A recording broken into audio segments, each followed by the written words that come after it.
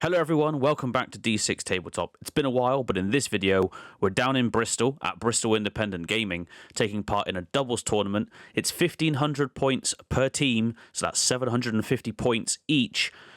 Me and my teammate Jamie have brought Tau, that's me, and the Gene Stealer Colts to take on whatever we have today.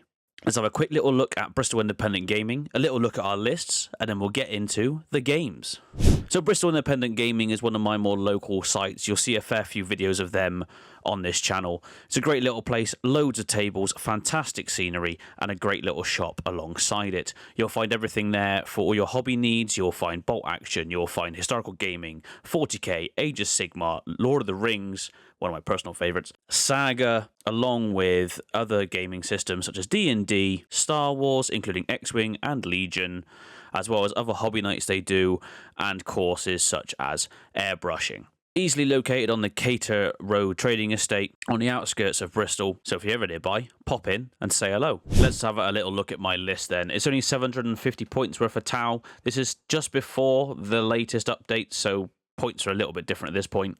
I've got 2 Riptides, one rocking the burst cannon, one rocking the other gun, 2 broadsides, both rocking rail guns, 2 stealth teams to give me that lovely, sweet guiding bonuses, and Commander Farsight. Oh, and 4 Kroot Hounds to do absolutely nothing, but they were the points required to make up the list, so here they are. James bought Gene Stealer Colts. I don't really know a lot about them.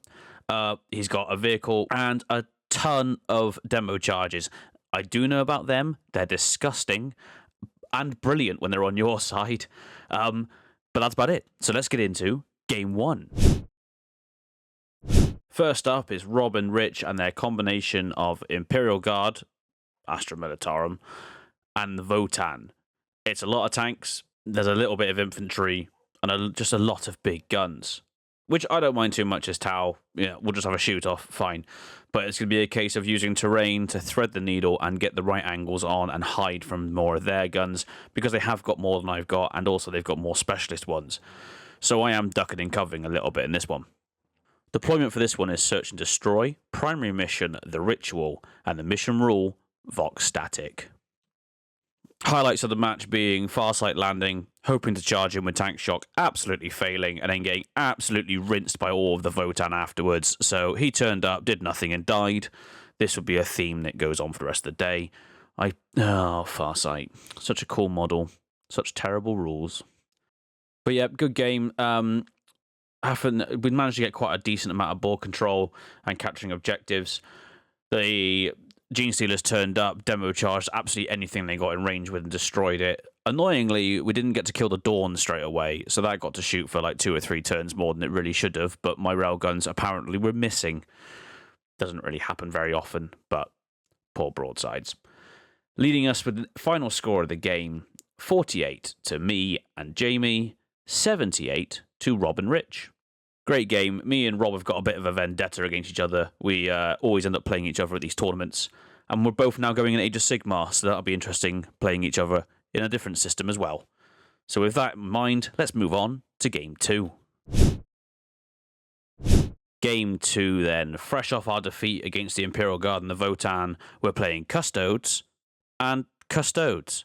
So a lot of Golden Boys. They've got tanks, they've got Terminators. I don't really know what Custodes are. It's just like some golden janitor boys. Anyway, there's not a lot of models, but they do a lot of damage if they get close enough. So the main tactic is, don't let them get close enough. We're playing a Hammer and Anvil deployment, Scorched Earth, and mission rule of Minefields. Now, in our favour, the board set up in this game is lengthways, which means all of my guns are in range, and all of them are quite far away. Which the big swing of this game happens in about turn 2, turn 3, when they do their once per game immediately teleport ability, hoping to throw a good 2/3 of their army straight up in our faces and muller all of my Tau. Unfortunately, as dice do, they failed every charge and every reroll, meaning that they were now stuck about 9 inches away from pretty much the whole of my army. This resulted in the following turn, my shooting phase being absolutely devastating, and Jamie's demo charges popping up, destroying their tank, and whatever was left, getting rid of most of their models. So unfortunately, by about turn 3 or 4, the writing was already on the wall. Just because it was a good plan to try and throw up all the army and take us out early doors. Obviously, the quicker you get into combat with town, the quicker you beat them, because I can't do anything about it. Farsight in this game actually survived because all he did was secondaries. He came down, stayed at the back of their objective, and just scored different secondaries each turn, with the final score being 94 to me and Jamie, 44 to the Custodes and Mark and Tony. Like I said, good game. It's just a shame that their battle plan unfortunately whiffed completely. But hey, that's how dice games roll. So with that in mind, let's go on to Game 3. Game 3 then, it's a combined team of James and Helen and their armies of Chaos Demons, led by a Great Unclean One and 1,000 Suns. So we've got a lot of magical stuff going on in this one. Also, a Greater Demon at a 750 point army is ridiculously fantastic. It is an absolute pain to shift. We had to throw everything at it just to get rid of it, but we did get rid of it. But it did take around 2 or 3 turns of combined army shooting to get rid of it. This game is a classic Dawn of War deployment with a primary mission of Vital Ground and the mission rule of Secret Intel. Let's go! These two are a fantastically fun game to play against.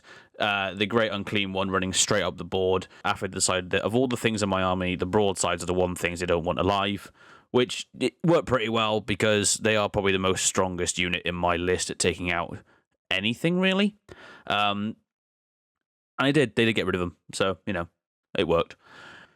Farsight spent the entire game fighting a beast of Nurgle, couldn't kill it in one turn, therefore it just kept coming back. It couldn't kill him in return, so it was just a big slapfest in the middle of the board. Whilst I focused on trying to get rid of all of these Nurgle people, because there were some flying on waspy green things, there was a Great Unclean One, and lots of other little people, I was focusing on taking care of those. Jamie and the Colts were focusing on taking care of the 1,000 Suns and just getting board presence. There was quite a lot of them, and they were quite hard to get hold of, but as long as we had board presence, we were scoring points, and that's the important thing. So even though we couldn't shift them all very well, we could still score points and win the game. Like I said, fantastic game, great spirit of the game as well. They were fantastic opponents. We managed to pip the victory at 82 points to us, 61 to James and Helen. And that is Game 3 of 3 at the Bristol tournament. So let's tot it all up, see where we came, and do a roundup of the day. So there we have it. 3 games of 40k played, 2 won, 1 lost, and we came 5th out of 28 in all, which I don't think's too bad for our first doubles outing. Still a bit more to learn about the armies. And see where we go from there. But as always, another fantastic event put on at Bristol Independent Gaming, ran by, in this case, Marcus. So a big thank you to him, another Tau fan, so obviously in the good books. Oh, and of course, if you do like this kind of content, please consider liking, commenting, and subscribing to the channel. I've got a load more events coming up. I've just come back from an ITC doubles tournament that I need to make a video for as well, so that'll be coming up in the near future. Anyway, cheers all. Bye.